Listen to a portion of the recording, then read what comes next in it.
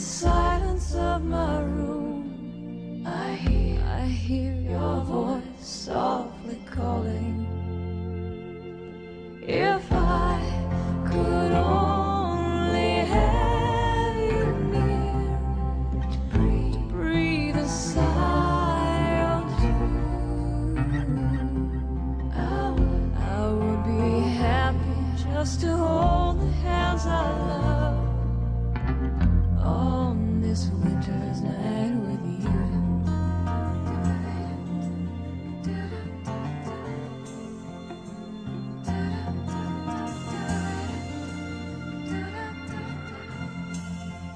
The smoke is rising in the shadows overhead.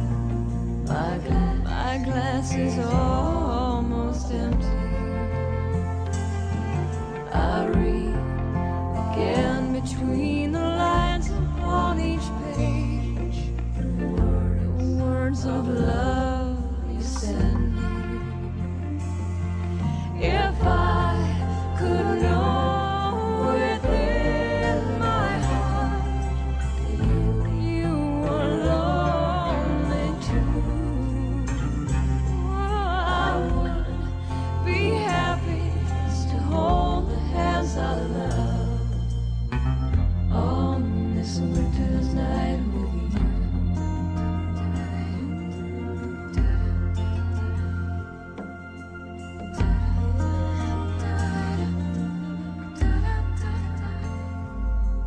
The fire's dying, my lamp is growing dim.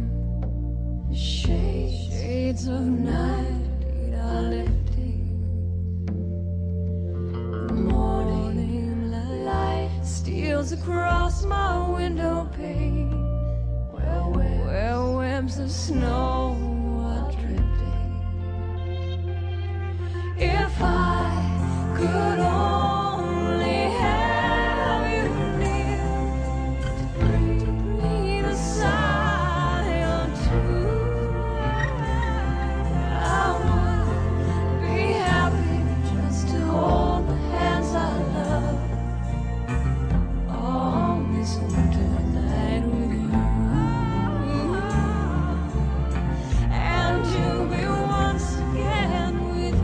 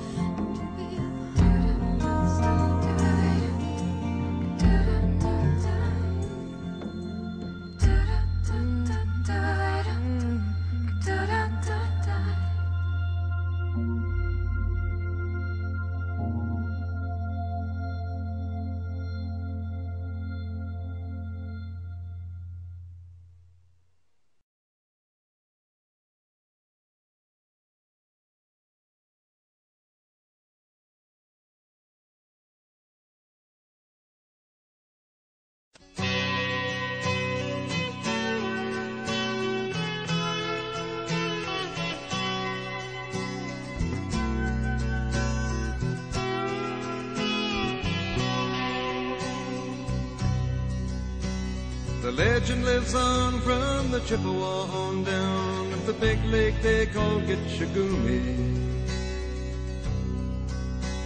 The lake, it is said, never gives up her dead when the skies of November turn gloomy.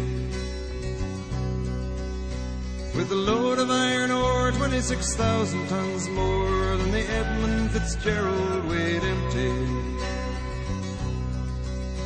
That good ship and true was a bone to be chewed when the gales of November came early. The ship was the pride of the American side, coming back from some mill in Wisconsin. As the big freighters go, it was bigger than most, with a crew and good captain well seasoned, concluding some terms with a couple of steel firms when they left fully loaded for Cleveland. Then later that night when the ship's bell rang, could it be the north wind they'd been feeling?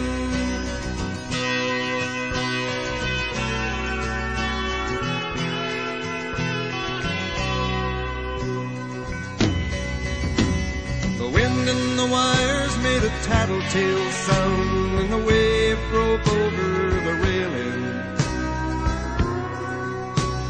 And every man knew, as the captain did too, 'twas the witch of November come stealing. The dawn came late and the breakfast had to wait, when the gales of November came slashing. When afternoon came, it was freezing rain, in the face of a hurricane west wind.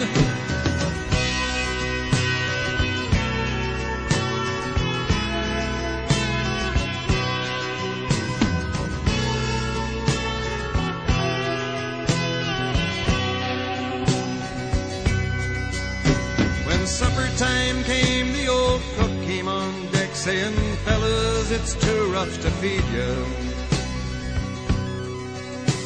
At 7 p.m. a main hatchway caved in. He said, "Fellas, it's been good to know you." The captain wired in, he had water coming in, and the good ship and crew was in peril. Later that night, when his lights went out of sight, came the wreck of the Edmund Fitzgerald.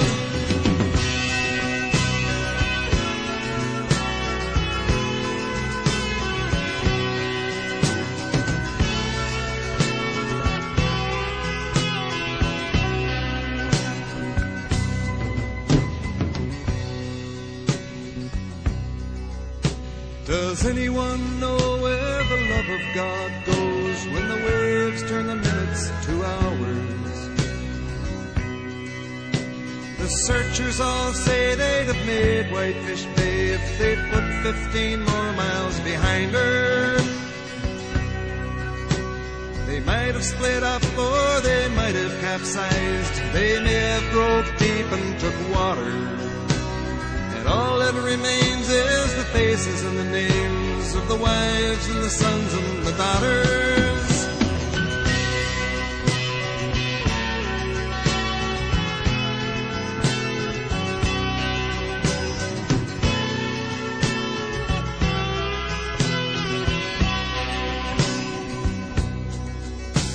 Lake Huron rolls Superior sings in the rooms of her ice water mansion.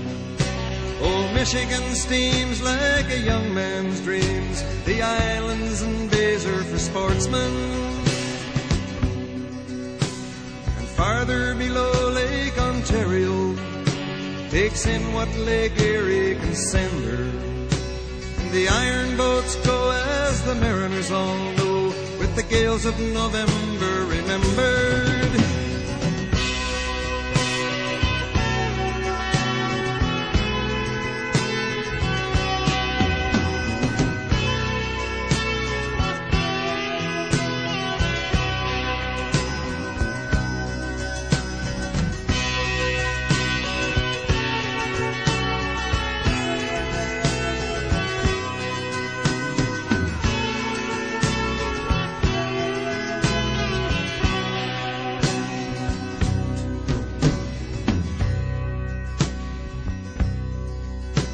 In a musty old hall in